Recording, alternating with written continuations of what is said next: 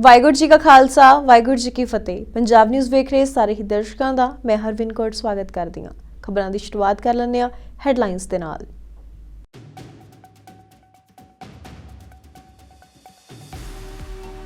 वीर बाल दिवस समागमां तहत साहिबजादियां दा किरदार बच्चियां पासों नाटकी रूप विच पेश करन दा SGPC ने कीता सख्त विरोध। भारत सरकार दी इस करतूत दी कीती सख्त निखेधी।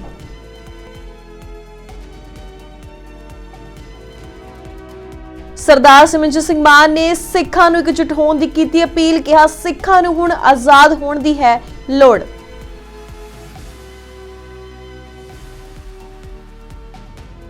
कतर विच फांसी दी सज़ा दा सामना कर रहे 8 नेवी अफसरां दी फांसी दी सज़ा हुई मुआफ। श्रोमणी कमेटी मैंबर गुरचरण सिंह गरेवाल ने कहा कि हुण भारत सरकार भी करे बंदी ਸਿੰਘਾਂ नूं रिहा।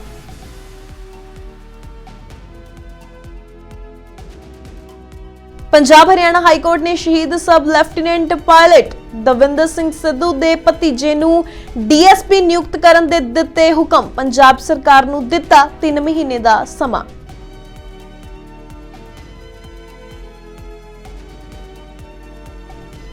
चाकी दे विच फोटो दे मुद्दे ते मुख मंत्री भगवंत मान ने सुनील जाखड़ नूं कीता चैलेंज। कहा मेरी अते केजरीवाल दी फोटो लाए जाण दे सबूत देण सुनील जाखड़।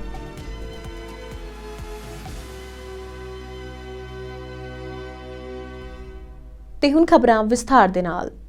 ਸਾਹਿਬਜ਼ਾਦਿਆਂ ਦਾ ਸ਼ਹੀਦੀ ਦਿਹਾੜਾ ਭਾਰਤ ਸਰਕਾਰ ਵੱਲੋਂ ਮਨਾਉਣ ਦਾ ਪ੍ਰੋਗਰਾਮ ਪਹਿਲਾਂ ਹੀ ਸ਼ੱਕੀ ਜਾਪ ਰਿਹਾ ਸੀ ਕਿ ਆਖਿਰ ਭਾਰਤ ਸਰਕਾਰ ਨੂੰ ਸਿੱਖਾਂ ਨਾਲ ਹਮਦਰਦੀ ਕਦੋਂ ਤੋਂ ਹੋਣ ਲੱਗ ਪਈ ਹੈ ਤੇ ਕੁਝ ਦਿਨ ਬਾਅਦ ਹੀ ਸਿੱਖ ਵਿਰੋਧੀ ਲੋਕਾਂ ਦਾ ਅਸਲ ਚਿਹਰਾ ਸਾਹਮਣੇ ਆ ਗਿਆ। ਦਰਅਸਲ ਭਾਰਤ ਸਰਕਾਰ ਵੱਲੋਂ ਐਲਾਨੇ ਵੀਰ ਦਿਵਸ ਸਮਾਗਮਾਂ ਤਹਿਤ ਵੱਖ-ਵੱਖ ਸਕੂਲਾਂ ਦੇ ਵਿੱਚ ਸਾਹਿਬਜ਼ਾਦਿਆਂ ਦਾ ਕਿਰਦਾਰ ਬੱਚਿਆਂ ਪਾਸੋਂ ਨਾਟਕੀ ਰੂਪ ਦੇ ਵਿੱਚ ਕਰਵਾਇਆ ਗਿਆ ਸੀ, ਜੋ ਕਿ ਸਿੱਖ ਧਰਮ ਦੇ ਬਿਲਕੁਲ ਵਿਰੁੱਧ ਹੈ। इस नाटक का हुण श्रोमणी गुरुद्वारा प्रबंधक कमेटी ने सख्त नोटिस लिया।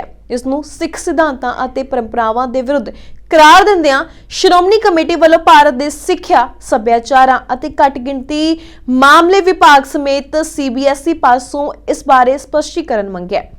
श्रोमणी कमेटी के प्रधान एडवोकेट हरजिंदर सिंह धामी ने कहा कि अजिही किसी भी सिख विरोधी हरकत नूं प्रवान नहीं किया जा सकता। उन्होंने कहा कि सिख सिद्धांतां, रिवायतां, परंपरावां ते कदरां कीमतां दे विरुद्ध कोई भी कार्रवाई सिख मानसिकता नूं सट मारदी है अते हाल ही विच केंद्र सरकार दे वीर बाल दिवस संबंधी निर्देशां तहत वख-वख सूबिਆਂ अंदर विद्यक अदारियां विच ਸਾਹਿਬਜ਼ਾਦਿਆਂ ਦੇ किरदार निभाउण दीआं सामने आईਆਂ हरकतां बारे सिख संगत ਵੱਲੋਂ ਵੱਡੇ इतराज़ पुजे ਹਨ। उन्होंने कहा कि इस सिख विरोधी वर्तारे की जिम्मेवारी सीधे तौर पर केंद्र सरकार ते संबंधित सूबा सरकारां दी बनदी है। अजिहियां कार्रवाइयां नूं सिख जगत कदे भी प्रवान नहीं कर सकता अते साहिबजादियां दे किरदार करवाउण वाले विद्यक अदारियां दी पहचान करके उन्हां खिलाफ कार्रवाई भी कीती जावेगी। सिखां नूं हुण आजाद होण दी लोड़ है। एक कौम कदे गुलाम नहीं रह सकती है। यह कहना है सरदार सिमरनजीत सिंह मान दा, जिन्हां ने सिख कौम नूं अपने हक्कां लई एकजुट होण दी अपील कीती है। इस दे नाल ही पार्लीमेंट विच देश विदेश विच हो रहे सिखां दे कतल दे मुद्दे उत्ते ना बोलण देण संबंधी भी उन्हां सवाल चुके ने। उन्होंने कहा कि सच्चियां गल्लां सुणन तो इह लोक भजदे पता नहीं क्यों हन। स्नेहा सारा तुसी रिकॉर्ड कर लिया। असी दसना चाहते हैं कि हुण मौका हैगा कि सिख आज़ाद होण, गुलाम रह के असी जलालत नूं कबूल कर रहे हैं। सिख कदे किसी दे अधीन किसी दे गुलाम नहीं रहा। साहिबजादियां नूं सूबे वजीद खान ने कहा सी कि तुसी इस्लाम कबूल करो, तुहानूं बेगमां भी देवांगे ते तुहानूं असी नवाबियां भी देवांगे। साहिबजादियां ने कहा कि साडे पिता गुरु गोबिंद सिंह महाराज ने 10वें पातशाह ने कहा है, इन गरीब सिखों को दूं बादशाही। नवाबी बहुत छोटी हुंदी है बादशाही तो। असी बादशाही लवांगे, सानू ना बेगम चाहिदी है ना सानू नवाबी चाहिदी है। इस करके ਅੱਜ ਇਹੋ ਜਿਹਾ ਮੌਕਾ ਆ ਗਿਆ ਹੈ ਕਿ ਸੈਂਟਰ ਦੀ ਬੀਜੇਪੀ ਆਰਐਸਐਸ ਮੋਦੀ ਦੀ ਸਰਕਾਰ ਤੇ ਉਹਦੇ ਜਿਹੜੇ ਨੈਸ਼ਨਲ ਸਿਕਿਉਰਿਟੀ ਐਡਵਾਈਜ਼ਰ ਹੈ ਤੇ ਰॉ ਤੇ ਆਈਬੀ ਤੇ ਮਿਲਟਰੀ ਇੰਟੈਲੀਜੈਂਸ ਦੇ ਮੁਖੀ ਹੈ, ਉਹਨਾਂ ਨੇ ਬਾਹਰਲੇ ਮੁਲਕਾਂ ਤੇ ਵਿੱਚ ਸਾਡੇ ਇੱਥੇ ਸਿੱਖਾਂ ਨੂੰ ਕਤਲ ਕਰਨਾ ਸ਼ੁਰੂ ਕਰ ਦਿੱਤਾ ਹੈ।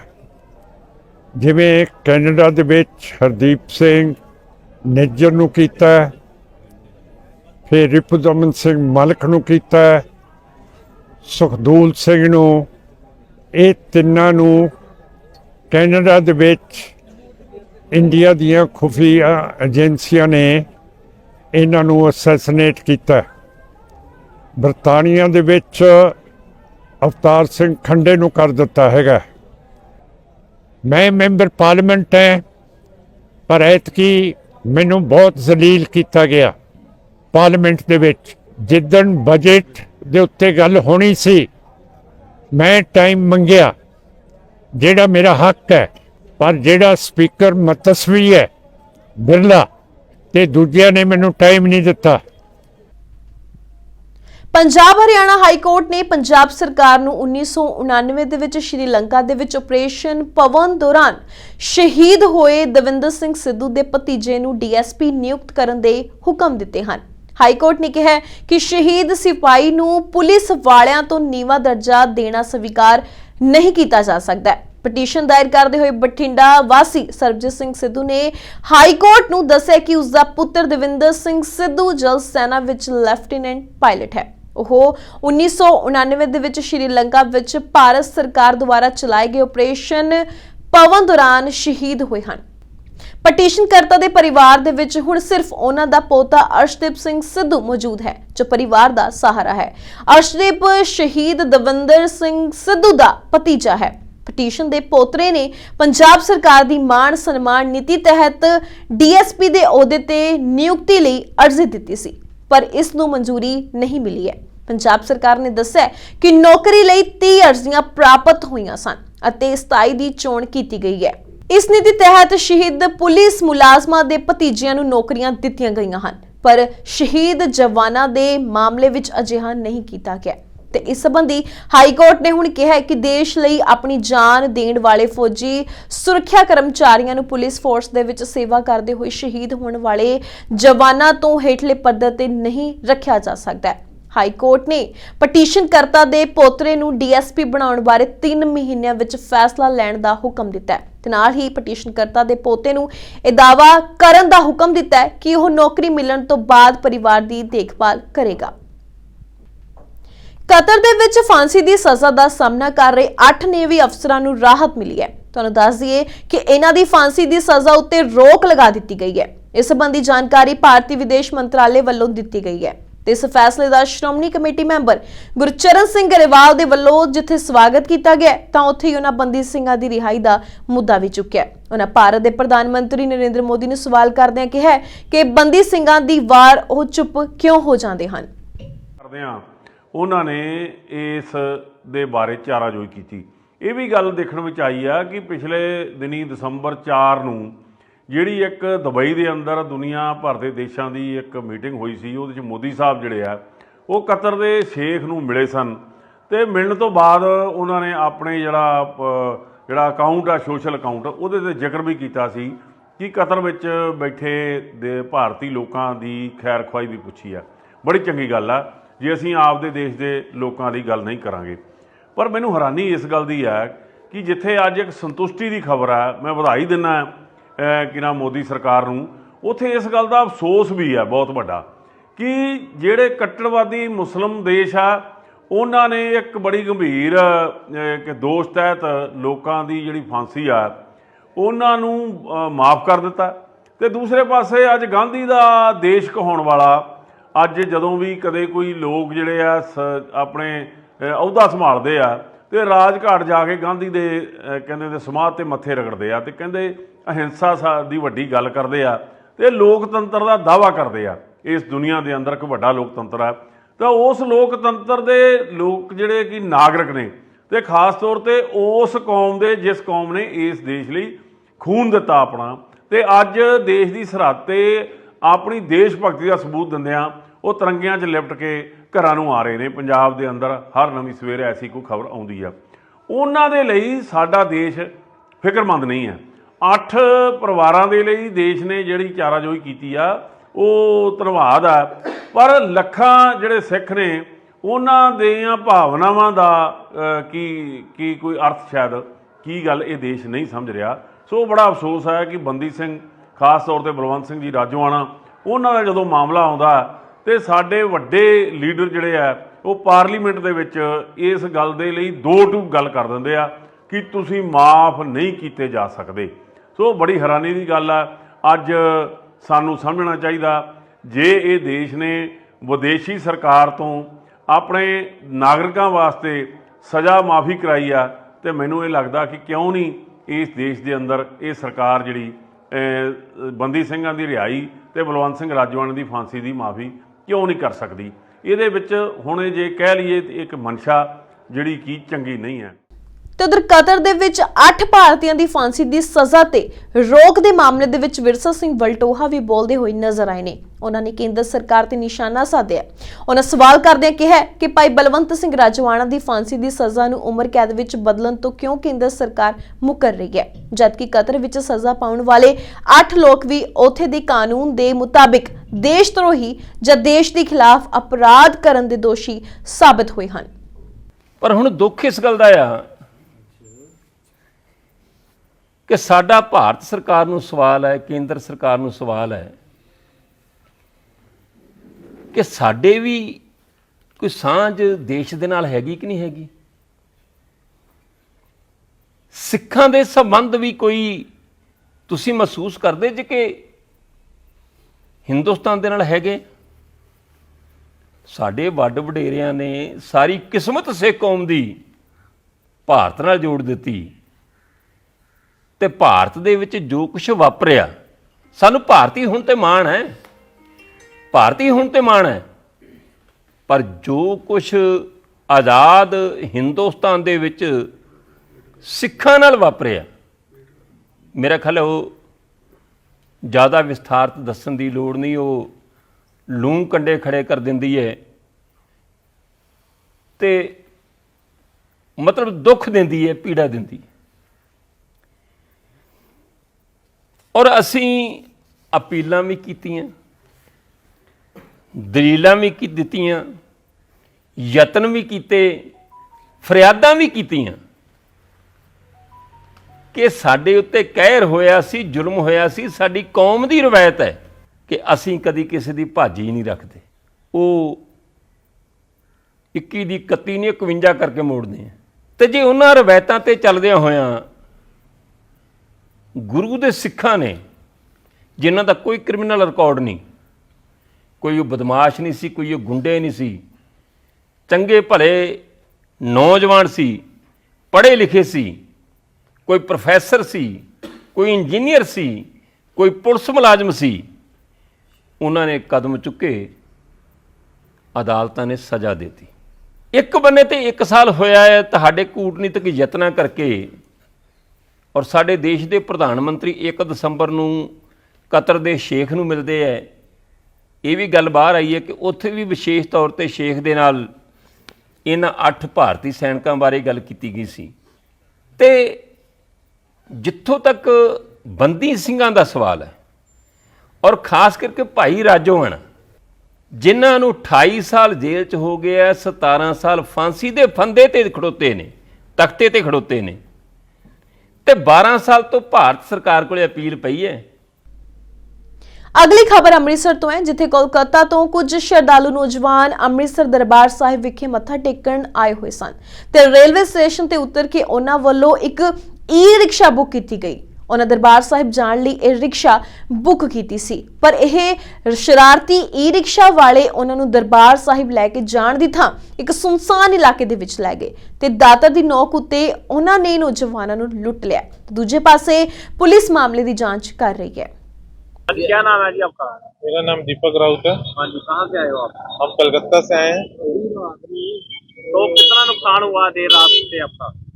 हम लोग का जो मेरा दोस्त बोला अभी लोग मेरा तो 2000 तक कैश नुकसान हुआ, फोन गया। और अभी सुबह में हम फोन एक सिम खरीदे हैं, सुने पापा को फोन करके कि उसमें से अभी अकाउंट से 10,000 16,000 करके ऐसे करके ट्रांजेक्शन हुए। अभी तो पूरा जानकारी नहीं मिला है। अभी फोन लिए, देखेंगे जाके फोन वोन करके पता करेंगे। फिर जा रहे अभी सीपी मैडम के पास, जाके रिक्वेस्ट करेंगे थोड़ा सा मदद कर दीजिए, हम लोग दूर से आए हैं, थोड़ा सा रिक्वेस्ट करके हमको ये अमृतसर स्टेशन से हम उठे थे, हमें जाना था गोल्डन टेम्पल के पास में कोई भी होटल में। और क्योंकि ये जो गाड़ी वाले हैं ये लोग जाते हैं और इनका कमीशन सेट रहता है, ये इजीली दिला देते हैं, इनके पास बहुत ऑप्शंस रहते हैं। तो हमने कहा चलो चल लेते हैं, 2 दिन की बात है, रह लेंगे। लेकिन हमारे साथ जो हुआ, हमें ईस्ट मोहन नगर में ले जाकर जो लूटा गया, वो भी दातर की नोक पे, ये बहुत बहुत ही शर्मनाक वाकया है। क्योंकि ऐसा हमने कभी उम्मीद नहीं किया था कि ऐसा हो जाएगा, वो भी सरदारों की नगरी में, और एक सरदार ऐसा कर जाएगा। आपके साथ क्या कितना सामान था रात को? हमारे साथ एक ट्रॉली थी, एक पीठ वाला बैग था, इनके पास एक टूरिस्ट वाला बैग था जो ट्रैकिंग पे यूज करते हैं, इनके पास एक पीठ वाला बैग था और एक साइड लगेज का बैग था। और इनके लगेज में करीबन 18,000 रुपए थे, इनके पास पॉकेट में 2,000 रुपए थे, मेरे पॉकेट में, मेरे पर्स में 10,000 रुपए थे। लेकिन क्योंकि इनके पॉकेट से उन्होंने पैसा निकलते हुए देख लिया, तो उन्होंने मेरी पूरी तरह से शिनाख्त नहीं की, तो हम तो बच गए। और अभी जो पैसा है उससे गुजारा कर रहे हैं और बस उम्मीद कर रहे हैं कि मदद मिले। ਪੰਜਾਬ ਭਾਜਪਾ ਦੇ ਪ੍ਰਧਾਨ ਸੁਨੀਲ ਜਾਖੜ ਦੇ ਝਾਕੀ ਵਾਲੇ ਬਿਆਨ ਤੋਂ ਬਾਅਦ ਹੁਣ ਮੁੱਖ ਮੰਤਰੀ ਭਗਵੰਤ ਮਾਨ ਨੇ ਜਾਖੜ ਨੂੰ ਚੈਲੰਜ ਕੀਤਾ ਹੈ। ਮੁੱਖ ਮੰਤਰੀ ਨੇ ਕਿਹਾ ਹੈ ਕਿ ਜਾਖੜ ਇਹ ਸਾਬਿਤ ਕਰ ਦੇਣ ਕਿ ਝਾਕੀ ਤੇ ਉਹਨਾਂ ਦੀ ਤਸਵੀਰ ਸੀ। ਜੇ ਉਹ ਸਾਬਿਤ ਕਰ ਦਿੰਦੇ ਹਨ ਤਾਂ ਮੈਂ ਸਿਆਸਤ ਛੱਡ ਦਿਆਂਗਾ। ਉਹਨੇ ਕਿਹਾ ਕਿ ਜਾਖੜ ਸਾਹਿਬ ਨਵੇਂ-ਨਵੇਂ ਭਾਜਪਾ ਦੇ ਵਿੱਚ ਗਏ ਹਨ, ਅਜੇ ਉਹਨਾਂ ਨੂੰ ਪੂਰੀ ਤਰ੍ਹਾਂ ਝੂਠ ਬੋਲਣਾ ਨਹੀਂ ਆਉਂਦਾ, ਇਸ ਲਈ ਇਹ ਬਿਆਨ ਦਿੰਦਿਆਂ ਉਹਨਾਂ ਦੇ ਬੁੱਲ ਕੰਬ ਰਹੇ ਸਨ। ਕਿਵੇਂ ਮਤਲਬ ਵੀ ਝਾਕੀ ਦੇ ਵਿੱਚ ਸਾਡੀ ਫੋਟੋ ਲੱਗੂ? ਤੁਸੀਂ ਮੰਨਦੇ ਹੋ ਇਸ ਗੱਲ ਨੂੰ? ਜਾਖੜ ਸਾਹਿਬ ਇਹ ਦੱਸ ਦੇਣ, ਮੈਨੂੰ ਸਬੂਤ ਦੇ ਦੇਣ ਜਾਖੜ ਸਾਹਿਬ ਕਿ ਅਰਵਿੰਦ ਕੇਜਰੀਵਾਲ ਜਾਂ ਭਗਵੰਤ ਮਾਨ ਦੀ ਝਾਕੀ 'ਚ ਫੋਟੋ, ਅਸੀਂ ਸਾਨੂੰ ਪਾਗਲ ਸਮਝ ਰੱਖਿਆ। ਅਸਲ 'ਚ ਨਾ ਜਾਖੜ ਸਾਹਿਬ ਨਵੇਂ ਬੀਜੇਪੀ 'ਚ ਗਏ ਹੈ, ਹਜੇ ਉਹਨਾਂ ਨੂੰ ਪ੍ਰੋਪਰ ਝੂਠ ਬੋਲਣਾ ਨਹੀਂ ਆਉਂਦਾ। ਕੱਲ ਜਦੋਂ ਬੋਲ ਰਹੇ ਸੀ ਨਾ, ਬੁੱਲ ਕੰਬ ਰਹੇ ਸੀ। ਮੈਂ ਕਿਹਾ ਕੋਈ ਨਹੀਂ, ਸਿੱਖ ਜਾਓਗੇ ਹੌਲੀ-ਹੌਲੀ, ਉੱਥੇ ਤਾਂ ਸਕ੍ਰਿਪਟ ਦਿੱਤੀ ਜਾਂਦੀ ਆ, ਆਹ ਬੋਲ ਦੋ ਜਾ ਕੇ। ਸੋ ਮੈਂ ਜਾਖੜ ਸਾਹਿਬ ਨਾਲ ਮੇਰੀ ਹਮਦਰਦੀ ਹੈ। ਜਾਖੜ ਸਾਹਿਬ, ਇਹੋ ਜਿਹਾ ਕੰਮ ਅਸੀਂ ਕਰ ਸਕਦੇ ਹਾਂ ਕਿ ਅਸੀਂ 15 ਅਗਸਤ ਦਾ 26 ਜਨਵਰੀ ਝਾਕੀ 'ਚ ਭਗਵੰਤ ਮਾਨ ਭਗਤ ਸਿੰਘ ਦੇ ਬਰਾਬਰ ਫੋਟੋ ਲਾ ਲੇ? ਮੇਰੀ ਔਕਾਤ ਹੈ ਇੰਨੀ? ਤੁਸੀਂ ਸਾਬਤ ਕਰ ਦਿਓ, ਰਾਜਨੀਤੀ ਛੱਡ ਦੂੰਗਾ। ਇਸ ਤੋਂ ਬਾਅਦ ਕਹਿ ਸਕਦਾ? ਜਾਖੜ ਸਾਹਿਬ ਨੂੰ ਕਹੋ ਸਾਬਤ ਕਰ ਦੇਣ ਕਿਹੜੇ ਡਿਜ਼ਾਈਨ ਦੇ ਵਿੱਚ ਕੇਜਰੀਵਾਲ ਤੇ ਭਗਵੰਤ ਮਾਨ ਦੀ ਫੋਟੋ ਸਾਡਾ ਡਿਪਾਰਟਮੈਂਟ ਲੈ ਕੇ ਗਿਆ, ਰਾਜਨੀਤੀ ਛੱਡ ਦੂੰਗਾ। ਇਸ ਤੋਂ ਬਾਅਦ ਮੈਂ ਕੀ ਕਹਿ ਸਕਦਾ ਕਿ ਉਹ ਸਾਬਤ ਕਰ ਦੇਣ, ਮੈਂ ਰਾਜਨੀਤੀ ਛੱਡ ਦੂੰਗਾ। ਇਹ ਤੋਂ ਵੱਡੀ ਕੋਈ ਗੱਲ ਕਹਿ ਸਕਦੇ ਆ ਜੀ? ਜਾਖੜ ਸਾਹਿਬ ਨੂੰ ਮੈਂ ਕਹਿਣਾ ਚਾਹੁੰਦਾ, ਤੁਸੀਂ ਵੀ ਨਾ ਫਿਰ ਪੰਜਾਬ 'ਚ ਆਇਓ ਫਿਰ, ਜੇ ਤੁਸੀਂ ਝੂਠੇ ਸਾਬਤ ਹੋ ਗਏ। ਇਹ ਤੋਂ ਪਹਿਲਾਂ ਵੀ ਕਹਿੰਦੇ ਸੀ ਮੇਰੇ ਬਾਪੂ ਦੀ ਫੋਟੋ ਕਿਉਂ ਹੈ ਨਹੀਂ ਸੀ ਇੰਦਰਾ ਗਾਂਧੀ ਨਾਲ। ਇੱਥੇ ਲੁਧਿਆਣੇ PAU ਜਦੋਂ ਮੈਂ ਇਕੱਲੇ ਨੇ ਡਿਬੇਟ ਕੀਤੀ ਸੀ, ਉਦੋਂ ਡਿਬੇਟਾਂ ਤੇ ਆਉਂਦੇ, ਡਿਬੇਟਾਂ ਤੇ ਤਾਂ ਆਉਂਦੇ ਨਹੀਂ। ਆਹੀ ਛੋਟੀ ਕਿਚ ਖਤਮ ਕਰਨ ਵਾਸਤੇ ਮੈਂ ਡਿਬੇਟ ਰੱਖੀ ਸੀ ਇੱਥੇ ਤਾਂ ਆਏ ਨਹੀਂ। ਹੁਣ ਰੋਜ਼ ਆ ਕਿਹੜਾ ਬਹਾਨਾ ਹੋ ਗਿਆ? ਕੇਜਰੀਵਾਲ ਤੇ ਭਗਵੰਤ ਮਾਨ ਨੇ ਫੋਟੋ ਲਾ ਲਈ ਤੇ ਨਾਲੇ ਇਹ ਕਹੀ ਜਾਂਦੇ ਆ ਪਹਿਲਾਂ ਵੀ 9 ਵਾਰ ਝਾਕੀ ਜਿਹੜੀ ਹੈ ਆਪਣੀ ਨਹੀਂ ਰੱਖੀ। ਇਹਦਾ ਮਤਲਬ ਉਦੋਂ ਵਿਰੋਧ ਵੀ ਨਹੀਂ ਕੀਤਾ ਇਹਨਾਂ ਨੇ, ਤੇ 9 ਵਾਰ ਤਾਂ ਇਹੀ ਹੋਣਗੇ, ਵਿੱਚੋਂ 5-7 ਵਾਰ ਤਾਂ ਹੋਣਗੇ। ਤੇ ਇਹਦਾ ਮਤਲਬ ਇਹਨਾਂ ਨੇ ਝਾਕੀ ਦਾ ਵਿਰੋਧ ਵੀ ਨਹੀਂ ਕੀਤਾ। ਤੇ ਅਸੀਂ ਤਾਂ ਹੁਣ ਝਾਕੀ ਕੱਢਾਂਗੇ ਉਹ 26 ਜਨਵਰੀ ਨੂੰ। ਬਲਕਿ ਇੱਕ ਹੋਰ ਨਵਾਂ ਫੈਸਲਾ ਕੀਤਾ, ਅਸੀਂ ਤਾਂ ਉਹ 20 ਜਨਵਰੀ ਨੂੰ ਝਾਕੀ ਪੰਜਾਬ ਭਵਨ ਦਿੱਲੀ ਲਿਜਾ ਕੇ ਖੜਾ ਦਾਂਗੇ। ਅਸੀਂ ਤਾਂ ਉੱਥੇ ਰੋਜ਼ ਦਿੱਲੀ ਦੀਆਂ ਸੜਕਾਂ ਤੇ ਕੱਢਿਆ ਕਰਾਂਗੇ ਕਿ ਆਹ ਝਾਕੀ ਹੈ ਜੀ। ਕਿ ਭਗਤ ਸਿੰਘ ਤੁਹਾਨੂੰ ਪਿਆਰਾ ਨਹੀਂ? ਕਿ ਮਾਈ ਭਾਗੋ ਤੁਹਾਨੂੰ ਪਿਆਰੀ ਨਹੀਂ?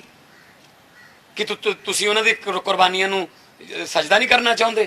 ਕਿ ਕਰਤਾਰ ਸਿੰਘ ਸਰਾਭਾ, ਕਿ ਊਧਮ ਸਿੰਘ, ਲਾਲਾ ਲਾਜਪਤ ਰਾਏ, ਸੁਖਦੇਵ, ਰਾਜਗੁਰੂ, ਕਿ ਇਹਨਾਂ ਤੋਂ ਵੱਡੇ ਹੋ ਗਏ ਮੋਦੀ? ਇਹ ਮੋਦੀ ਚੁਣਿਆ ਕਰੂਗਾ ਹੁਣ? ਇਹ ਮੋਦੀ ਚੁਣਿਆ ਕਰੂਗਾ ਕਿ ਕਿਹਨੂੰ ਦਿਖਾਉਣਾ ਕਿਹਨੂੰ ਨਹੀਂ ਦਿਖਾਉਣਾ? ਸਾਡੇ ਕਲਚਰ ਨੂੰ, ਸੱਭਿਆਚਾਰ ਨੂੰ ਉਹ ਸਮਝਦਾ ਕੱਖ ਨਹੀਂ। ਆ ਪਈਆਂ, ਆ ਪੰਜਾਬ ਦੀ ਸੀ, ਆ ਮਹਾਰਾਸ਼ਟਰ ਦੀ ਹੈ, ਆ ਵੀ ਤਾਂ ਕਲਚਰ ਹੀ ਹੈ ਉਹਨਾਂ ਦਾ। ਆ ਗੋਆ ਦੀ ਹੈ, ਆ ਵੀ ਤਾਂ ਕਲਚਰ ਹੀ ਹੈ ਉਹਨਾਂ ਦਾ।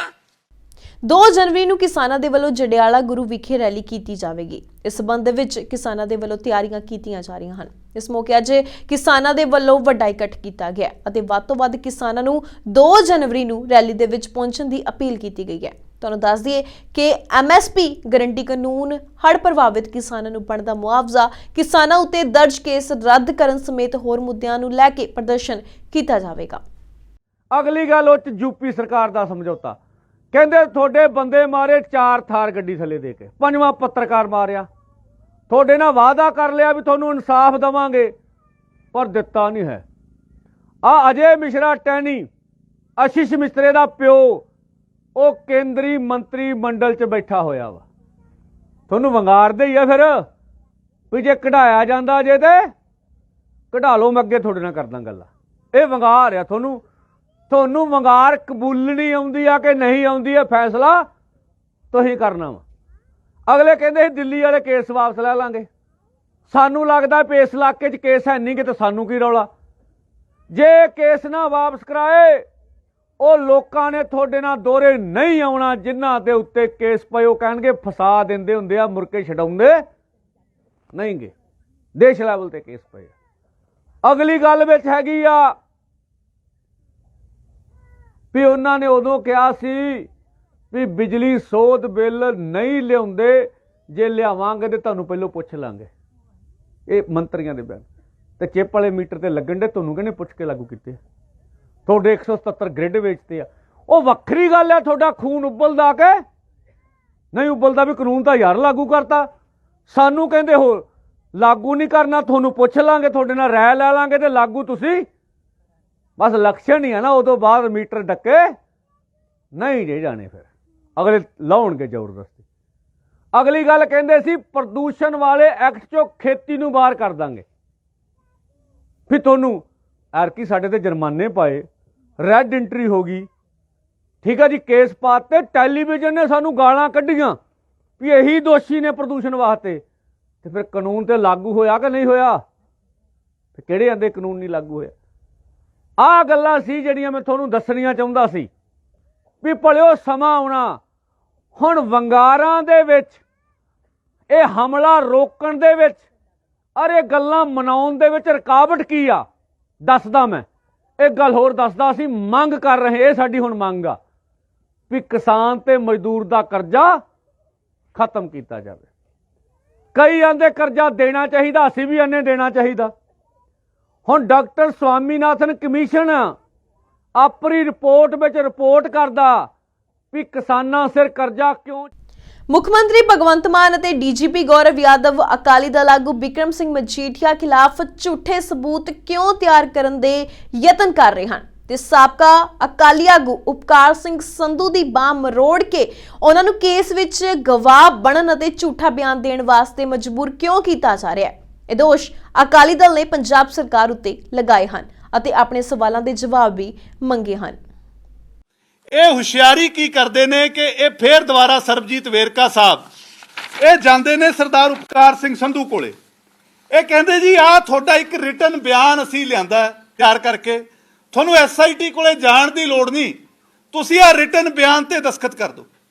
ਹੁਣ ਮੈਂ ਪੁੱਛਣਾ ਚਾਹੁੰਦਾ ਪੰਜਾਬ ਦੇ ਮਾਣਯੋਗ DGP ਸਾਹਿਬ ਨੂੰ, ਦੇਖੋ DGP ਸਾਹਿਬ ਤੇ ਅਸੀਂ ਵਿਸ਼ਵਾਸ ਕਰਦੇ ਹਾਂ, DGP ਸਾਹਿਬ ਦੀ ਇੱਕ ਕ੍ਰੈਡੀਬਿਲਿਟੀ ਹੈ, ਇੱਕ ਚੰਗਾ ਸਰਵਿਸ ਰਿਕਾਰਡ ਹੈ। ਕੀ SIT ਇਸ ਤਰੀਕੇ ਵਰਕ ਕਰਦੀ ਹੈ? DGP ਸਾਹਿਬ, ਮੁੱਖ ਮੰਤਰੀ ਭਗਵੰਤ ਮਾਨ ਸਾਹਿਬ, ਤੁਸੀਂ ਗ੍ਰਹਿ ਮੰਤਰੀ ਹੋ, ਕੀ ਇਹ ਸਾਰਾ ਕੁਝ ਤੁਹਾਡੇ ਇਸ਼ਾਰੇ ਦੇ ਉੱਤੇ ਹੋ ਰਿਹਾ? ਤੁਸੀਂ ਤੁਹਾਡੀ SIT ਛੀਨਾ ਸਾਹਿਬ ਜਿਹੜੇ ਰਿਟਾਇਰ ਹੋ ਚੱਲੇ ਨੇ, ਅੱਜ ਆਖਰੀ ਦਿਨ ਹੈ ਕਿਉਂਕਿ ਕੱਲ੍ਹ ਨੂੰ ਤਾਂ ਸੈਟਰਡੇ ਸੰਡੇ ਆ ਗਿਆ, ਕੀ ਇਸ ਤਰੀਕੇ ਨਾਲ ਗਵਾਹਾਂ ਨੂੰ ਲਿਖ ਕੇ ਬਿਆਨ ਭੇਜਦੇ ਹੋ ਤੁਸੀਂ? ਇਸ ਲੈਵਲ ਦੇ ਉੱਤੇ ਸਾਜ਼ਿਸ਼ਾਂ, ਇਹਦੀ ਜਵਾਬਦੇਹੀ ਕੌਣ ਦੇਊਗਾ? ਔਰ ਇਹ 26 ਤਰੀਕ ਨੂੰ ਹੀ ਅਸੀਂ DGP ਸਾਹਿਬ ਨੂੰ ਇਹ ਜਿਹੜਾ ਬਿਆਨ ਲਿਖ ਕੇ SIT ਨੇ, ਸਰਬਜੀਤ ਵੇਰਕਾ ਨੇ, ਇਹ ਉਪਕਾਰ ਸਿੰਘ ਸੰਧੂ ਸਾਹਿਬ ਨੂੰ ਭੇਜਿਆ ਸੀ, ਇਹ DGP ਸਾਹਿਬ ਨੂੰ 26 ਤਰੀਕ ਨੂੰ ਹੀ ਭੇਜ ਦਿੱਤਾ ਸੀ। ਮੈਂ ਤਾਂ ਹੀ ਪਹਿਲਾਂ ਕਿਹਾ ਕਿ ਅਸੀਂ ਪ੍ਰੈਸ ਕਾਨਫਰੰਸ ਤਾਂ ਨਹੀਂ ਕੀਤੀ ਵੀ ਸ਼ਹੀਦੀ ਜੋੜ ਮੇਲ ਲੰਘ ਜੇ, ਉਸ ਤੋਂ ਬਾਅਦ ਗੱਲ ਕਰਾਂਗੇ। ਆਹ DGP ਸਾਹਿਬ ਨੂੰ ਜਿਹੜੀ ਲੈਟਰ ਲਿਖੀ ਹੈ, ਆਹ 26 ਤਰੀਕ ਦੀ ਲੈਟਰ ਹੈ DGP ਸਾਹਿਬ ਨੂੰ, ਔਰ ਇਹਦੇ ਨਾਲ ਇਹ ਬਿਆਨ ਨੱਥੀ ਹੈ, ਔਨ ਰਿਕਾਰਡ ਹੈ, DGP ਸਾਹਿਬ ਕੋਲੇ। ਔਰ ਕੱਲ ਫੇਰ ਇੱਕ ਦੁਬਾਰਾ 28 ਤਰੀਕ ਨੂੰ SIT ਮੁਖੀ ਨੂੰ ਵੀ ਲੈਟਰ ਲਿਖੀ ਹੈ ਤੇ DGP ਸਾਹਿਬ ਨੂੰ ਵੀ ਲੈਟਰ ਲਿਖੀ ਹੈ। ਕੀ SIT ਫੈਬਰੀਕੇਟ ਕਰਨਾ ਚਾਹ ਰਹੀ ਹੈ? ਜੋ ਕੁਝ ਪਹਿਲਾਂ ਕੁੰਵਰ ਵਿਜੇ ਪ੍ਰਤਾਪ ਕਰਦੇ ਰਹੇ, ਕੀ ਹੁਣ ਛੀਨਾ ਸਾਹਿਬ ਵੀ ਉਸੇ ਰਾਹ ਤੇ ਨੇ? ਕੀ ਛੀਨਾ ਸਾਹਿਬ ਜਿਹੜੀ ਪ੍ਰਾਈਮ ਮਿਨਿਸਟਰ ਸਿਕਿਉਰਿਟੀ ਬ੍ਰੀਚ ਦੀ ਇੱਕ ਇਨਵੈਸਟੀਗੇਸ਼ਨ ਚੱਲ ਰਹੀ ਹੈ, ਕਿ ਉਹਦੇ ਕਰਕੇ ਛੀਨਾ ਸਾਹਿਬ ਦੀ ਬਾਹ ਮਰੋੜੀ ਹੈ? ਕਿਉਂਕਿ ਜਵਾਬਦੇਹੀ ਤਾਂ ਦੇਣੀ ਪਊਗੀ ਨਾ। ਇੱਕ ਅਫਸਰ ਜਿਹਦੀ 6 ਮਹੀਨੇ ਦੀ ਸਰਵਿਸ ਰਹੇਗੀ, ਵੈਸੇ ਵੀ ਰੂਲਿੰਗਸ ਹੈ ਕਿ ਜਿਹਦੀ 6 ਮਹੀਨੇ ਦੀ ਸਰਵਿਸ ਰਹਿ ਜੇ ਉਹਨੂੰ ਕੋਈ ਇੰਪੋਰਟੈਂਟ ਇਨਵੈਸਟੀਗੇਸ਼ਨ ਇੰਟਰਸਟ ਨਹੀਂ ਕੀਤੀ ਜਾਂਦੀ। ਇੱਥੇ ਇਹ ਇਨਵੈਸਟੀਗੇਸ਼ਨ ਤਾਂ ਇੰਟਰਸਟ ਕੀਤੀ ਜਾਂਦੀ ਹੈ ਤੇ ਫੈਬਰੀਕੇਸ਼ਨ ਵੀ ਨਾਲ ਚੱਲ ਰਹੀ ਹੈ। ਕੀ ਅੱਜ ਪੰਜਾਬ ਦੇ ਡੀਜੀਪੀ ਇਹ ਗੱਲਾਂ ਤੇ ਚੁੱਪ ਰਹਿਣਗੇ ਕਿ ਜਵਾਬ ਦੇਣਗੇ? ਔਰ ਤੁਸੀਂ ਦੇਖੋ ਵੀ ਇਹਦੇ 'ਚ ਇਹੀ ਜਿਹੀਆਂ ਮਨ ਘੜਤ ਕਹਾਣੀਆਂ ਕਿ ਜੀ ਉਪਕਾਰ ਸੰਧੂ ਸਾਹਿਬ ਨੂੰ ਕਹਿ ਰਹੇ ਨੇ ਕਿ ਤੁਸੀਂ ਕਹਿ ਦਿਓ ਜੀ ਮੈਂ ਜਾਂਦਾ ਹੁੰਦਾ ਸੀ, ਮੈਂ ਐਮਐਲਏ ਹੌਸਟਲ ਮਿਲਦਾ ਹੁੰਦਾ ਸੀ, ਉੱਥੇ ਫਲਾਣੇ ਬੰਦੇ ਹਾਜ਼ਰ ਸੀ। ਔਰ ਇਹ ਲੋਕਾਂ ਦੀ ਗਿਰੀ ਹੋਈ ਸੋਚ, ਇਹ ਆਮ ਆਦਮੀ ਪਾਰਟੀ ਦਾ ਗਿਰਿਆ ਹੋਇਆ ਕਿਰਦਾਰ। ਸੋ ਫਿਲਹਾਲ ਦੇ ਲਈ ਪੰਜਾਬ ਨਿਊਜ਼ ਵਿੱਚ ਇੰਨਾ ਹੀ। ਮੈਨੂੰ ਦੁਆ ਗਿਆ। ਵਾਹਿਗੁਰੂ ਜੀ ਕਾ ਖਾਲਸਾ, ਵਾਹਿਗੁਰੂ ਜੀ ਕੀ ਫਤਿਹ।